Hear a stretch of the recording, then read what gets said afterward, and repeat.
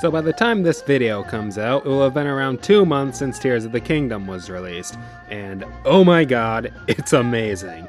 This game uses and expands upon everything, and I mean everything, that Breath of the Wild had to offer. I could gush about this game for hours, but I feel like I'd be beating a dead horse, as I'm sure everything positive I have to say has already been said.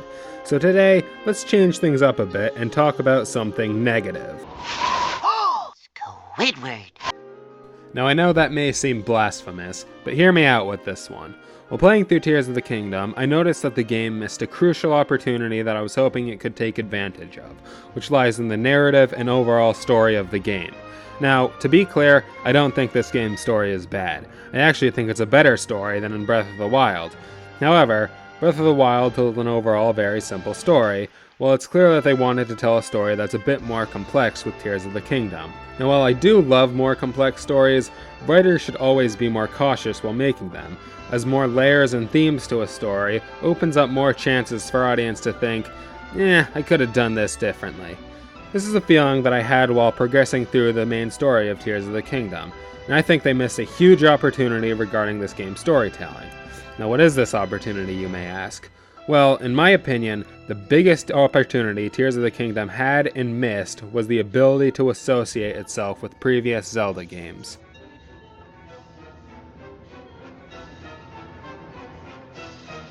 Now you're probably thinking, what is wrong with you? This game associates itself plenty with previous Zelda games. Ganondorf is back. You deal with sages just like in Ocarina of Time. What are you talking about? Well, to understand what I'm talking about, let's venture back to the beginning of the game when Link and Zelda are exploring beneath Hyrule Castle and discover the ancient Murals. When I first played through this scene, I noticed that there were many different things on those murals that parallel other events throughout the Zelda timeline. The first was when it was stated that the Zonai descended from the heavens and founded the Kingdom of Hyrule. This should sound familiar to anyone who played Skyward Sword, as this almost perfectly mirrors the ending of that game, with the people of Skyloft descending to the surface. Knowing that, I thought the Skyloftians we knew and loved from Skyward Sword were the ones who would go on to be known as the Zonai, but more on how that turned out later. The second thing from these murals that caught my attention was the phrase Demon King. I found this interesting since Demon King isn't the title I typically associate with Ganondorf. From what I can tell from previous games, Ganondorf is more associated with the titles King of Evil or King of Thieves. The person who I primarily think of as the Demon King is Demise, the final boss of Skyward Sword who started this cycle of hatred in the first place. I'd seen some people online speculating as to whether or not Demise was going to be in this game, speculation that was given a boost with this shot from the game's final trailer. Needless to say, things were starting to seem really interesting.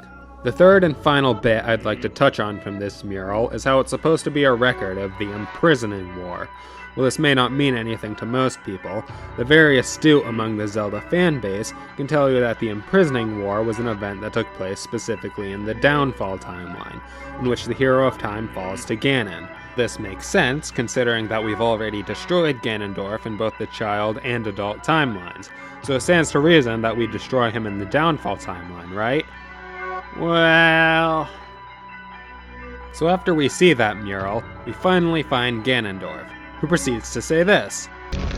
Rauru placed his faith in you, and that was all you could do.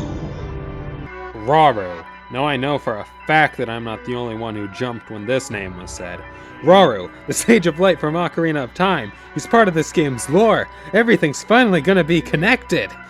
Just from the intro alone, this game looked like it was going to be the one that would just tie everything together, with both direct and indirect references to Skyward Sword and Ocarina of Time, which would be the most prominent entries in the series if this game does indeed take place in the Downfall timeline.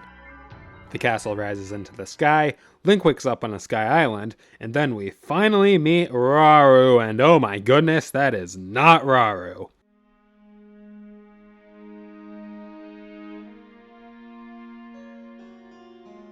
Now don't get me wrong, this new Raru's design is amazing, But for me, this was the first sign that this game might not be doing exactly what I'd hoped for with its narrative. But you know what? It's fine. Zelda characters have gone through redesigns before, and it's still possible that this is the Rauru that we've known for the past 25 years, even though he may look different. Things started looking up again when I was given the information that Rauru was the first King of Hyrule. Honestly, if you want to tell me that this Rauru was the King of Hyrule, I am all for that. I mean, it would make sense. Ganondorf takes over his kingdom, so he's forced into hiding and would be too ashamed to call himself king. I think that's actually a really good expansion of his story. We never actually see the king in Ocarina of Time, and it's never outright stated that Ganondorf killed him. Plus, as we learned from Deku Sprout, Ocarina of Time Link was born right before the King united Hyrule, implying that the king during Ocarina of Time would indeed be the first King of Hyrule. Okay, so things are lining up. Ocarina of Time takes place during the reign of the first King of Hyrule, Rauru's rule. Ganondorf takes over, Rauru goes into hiding as the Sage of Light, and while he and the other sages attempt to bolster the Link of that time, he ultimately fails since this is the Downfall timeline, leading to the Imprisoning War. Rauru may have a new design, but the events are lining up, so that might not matter. We even get to see him with his wife, Sonia, and they are adorable together. Things were looking up, but then things began getting dicey again when the big man himself entered the picture.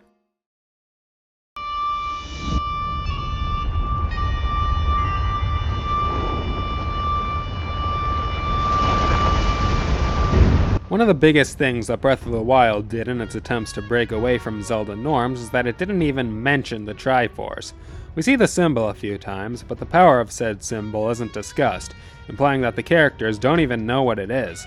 I personally loved this idea, as it showed that the Zelda universe changes with time, and with this game seemingly taking place thousands of years after any other Zelda game, it makes sense that even the most prominent things and events are eventually forgotten.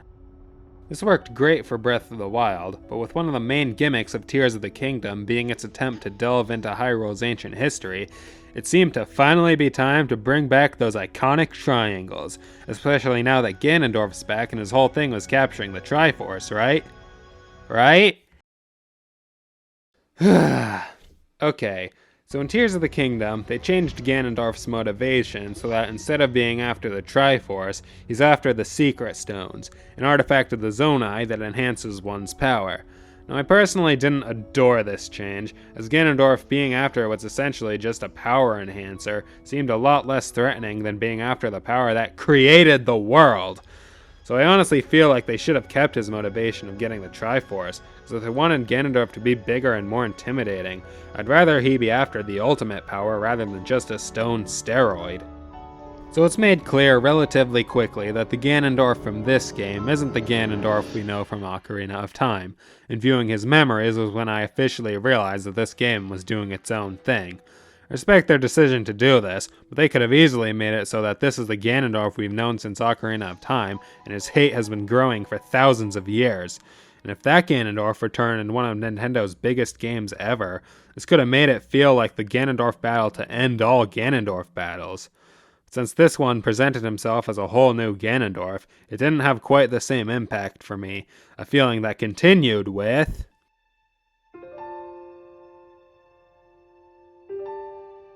The sages are back. We all know and love them. There's the Sage of Fire, the Sage of Water, the Sage of Wind, the Sage of Lightning? Okay, so maybe these aren't the sages we know and love. Yeah, so for some reason, the sages that we see in this game aren't the sages that we know from Ocarina of Time. And I'm gonna be honest, I'm not a fan of this choice. Not only because we didn't know them before, but even after finishing Tears of the Kingdom, I still don't feel like we know these characters at all. We don't even know their names or faces since they're wearing Divine Beast masks.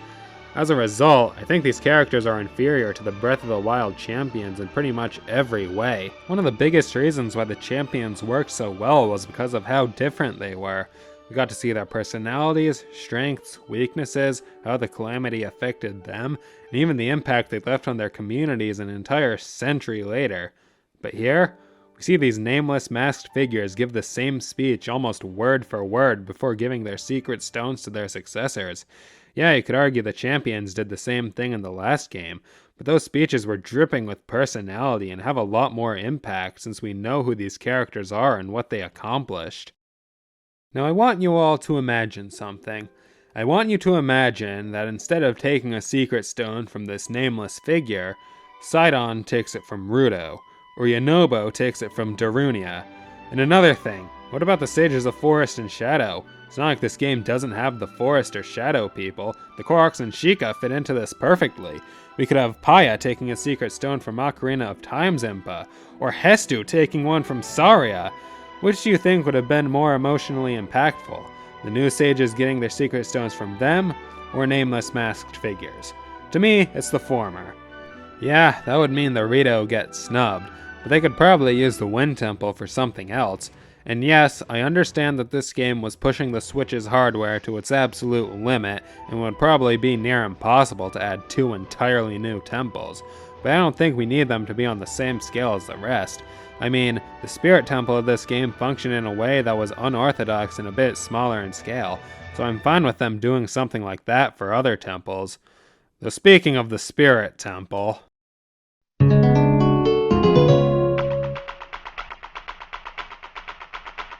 So most of the problems I've talked about so far consist of me nitpicking things and then blowing them way out of proportion. So nothing I've really talked about so far could qualify as a problem for most people. However, when I got to the mission leading up to the Spirit Temple, a certain sentence was uttered that made me visibly frustrated. My name is Minoru. I am the Sage of Spirit. No, Minoru, you are not the Sage of Spirit. Naboru is the Sage of Spirit. And you're probably thinking, why are you taking more of an issue with this? We already established that this game is doing its own thing, and even if this game has different sages, it's not really a problem. Well, dear viewer, the reason why this annoys me is because in Breath of the Wild, Urbosa mentions Naboru by name! Naboru, Legend of the Gerudo, celebrated over ages. So why would you mention Naboru by name but then not give her her respective role? Riju could have been the new Sage of Spirit and still could have been able to conjure lightning. Spirit lightning sounds awesome. I'm just so confused as to why Nintendo would do this. I mean, it's not like they forgot their own lore, as shown by this line from Raru. I understand that a single male is born to the Gerudo every 100 years. So yeah, of all the sages, I think Naboru definitely got snubbed the hardest, because despite the Forest and Shadow sages not even being present, there could have been a whole new avenue to explore where we get to see the Gerudo learn about and confront their history with Ganondorf, which would have come full circle with Riju accepting the secret stone from Naboru, who's not only a Gerudo that even Urbosa looked up to, but also Ganondorf's former right hand, showing that whoever the Gerudo were in the past doesn't define who they are now.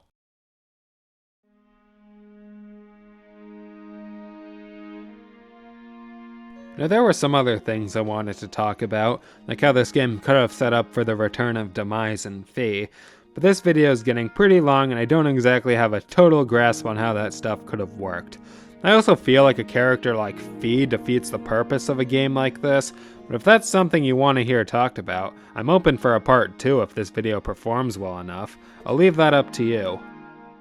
Now going back to the game itself, I'd like to reiterate that I don't hate it.